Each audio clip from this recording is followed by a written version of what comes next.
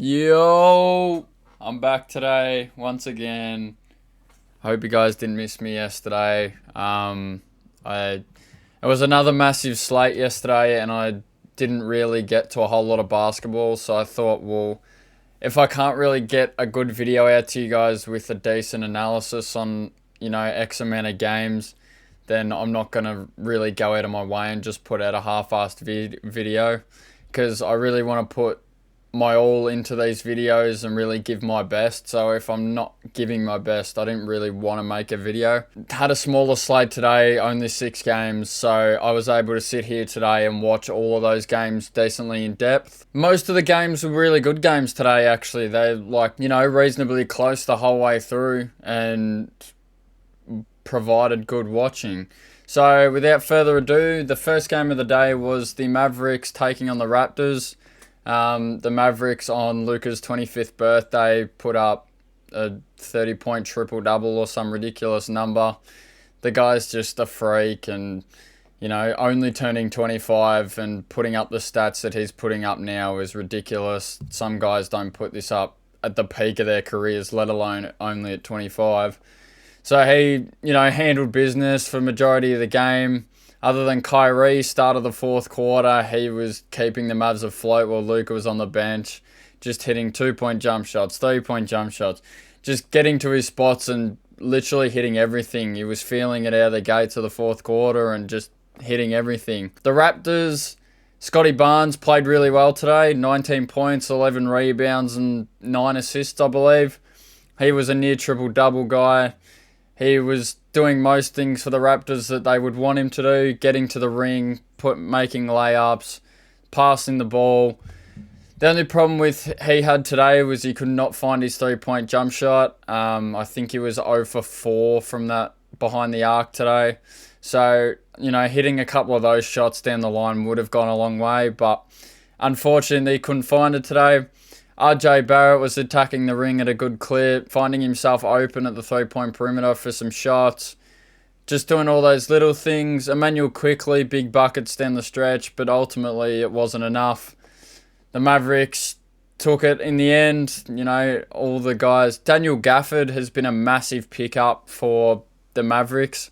He's just come on for Derek Lively when he's gone to the bench and really just, given that same production that he has been. So Mavericks take this one 136 to 125. High scoring game, but yeah, as I said, it was the Luka Doncic show. He took over. Even on the second night of a back-to-back, him still putting up these numbers, to me, it just doesn't mathematically make sense. He's making a serious run at the MVP case. He's putting up, near identical stats to what Jokic is at the moment, so if the Mavericks can continue this success, I don't see any reason why he can't get to that level. Next game, Pacers and the Pelicans. Pacers were just too good. Tyrese, fourth quarter, took over. Credit to the Pelicans. They were down 20-plus points early in this game, and they managed to fight back to bring it within 8 and 6 into the fourth quarter. Other than that, it was a pretty wide margin majority of the game. The Pacers had the lead going down the stretch. And in the end, Tyrese got the ball in his hands with 3 minutes to go, and I think he produced 4 assists and a 3-point jump shot in back-to-back consecutive possessions that ultimately got them the win. He's just continuing to be that system for them. Even shout out to Pascal Siakam. He had a great game today, 20-plus points. Near double-digit rebounds. He played great, but the Pacers, Siakam doesn't get half of those looks that he gets without Tyrese. Tyrese, sets up the play. He's a shooting threat. He's going to pass you the ball. He's always a pass-first guy. He loves passing the ball. He's said that multiple times. But he's also a threat to shoot that 3-point jump shot, so you've got to stay true to his jump shot as well as watch the pass. And now with guys like Siakam and Miles Turner really coming to his own, they're rolling hard every time they set him a pick. He has, 3 or 4 different options of what he can do at all times, which just makes him more and more deadly going into the postseason. They're looking good, finding their mid to late season form. So if they can continue to build, I don't see a reason why they can't perform in the playoffs to this level. The Pelicans played well. As I said, they fought back, being down 20 plus earlier in the game. Zion was getting to the ring at will. Brandon Ingram had I think he had 30 points or so in the end, just hooping his butt off. So those guys really performed. Outside of those two, Trey Murphy was missing shots here and there. CJ McCollum missing shots. Jordan Hawkins came in and gave them a couple of nice buckets off the bench just to really, give them some chance. But at the end of the day, it came down to the final stretch and Tyrese and the Pacers were just too good. Third game, ridiculous game, went for way too long. Double overtime game between the Bulls and the Cavs. The Bulls ended up pulling it out 132 to 123. Donovan Mitchell was a shell of himself coming off, the second night of a back-to-back. You don't expect him to be as good as he usually is, but you expect him to have better production than he did today. I think he finished with sub 20 points today. He hit a couple of big shots down the stretch to force overtime and so on, but in the end it just wasn't enough.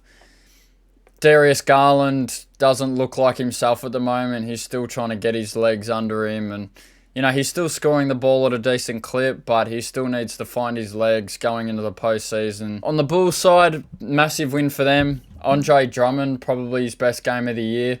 I think he finished with 26 rebounds and 17 points or something.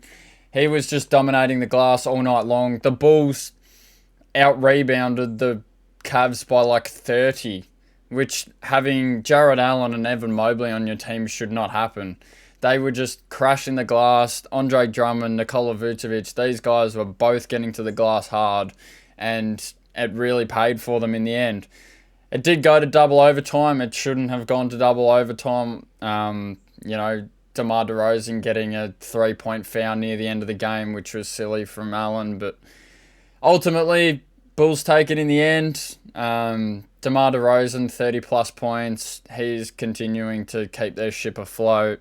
Kobe White continuing to develop himself. It's just great all-round team game. Next game, I didn't really watch too much of. It was the one game that I didn't really pay ultimate amounts of attention on was the Timberwolves and the Grizzlies. Timberwolves, although were scared by the Grizzlies most of this game, had the lead for majority of the game. The Grizzlies were, fighting for one another, trying their best to really stay in this game and stay competitive. But in the end, Anthony Edwards had another 30-plus point game. Karl Anthony Towns with a double-double today with 13 and 11. So these guys, continuing to do what they do on a nightly basis. Just the Grizzlies, continuing to run their youth. You're not going to win crazy amounts of games with the youth that they have on their roster. You say this, but you look at OKC and whatever. But these guys, aren't experienced in the NBA at all. They're all 10-day guys and G League guys who are trying to find their feet in the league. As much as I like watching them play, they're not going to win crazy amounts of games. It's, they're really trying. They're going out there competing on a night-to-night basis, which hats off to them.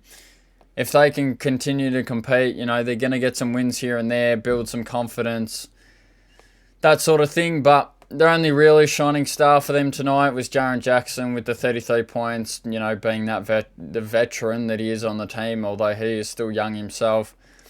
Was the veteran for them. He was their really only shining light today. But as I said, Minnesota takes this one. Minnesota continue rolling. They're going to secure the 1 seed, it looks like. If the two big men can continue to coexist between each other, it's going to go a long way going into the playoffs. Another game, second to last game of the day, Kings and the Nuggets. The Nuggets really ran away with this one. It wasn't really too close. The Kings, obviously, with no De'Aaron Fox tonight, Domantas Sabonis, Malik Monk, these guys couldn't really keep themselves afloat.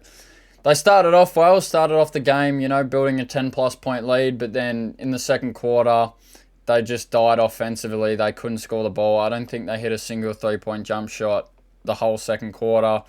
Whereas the Nuggets were the complete opposite. They, went on a 22-4 run or whatever it was.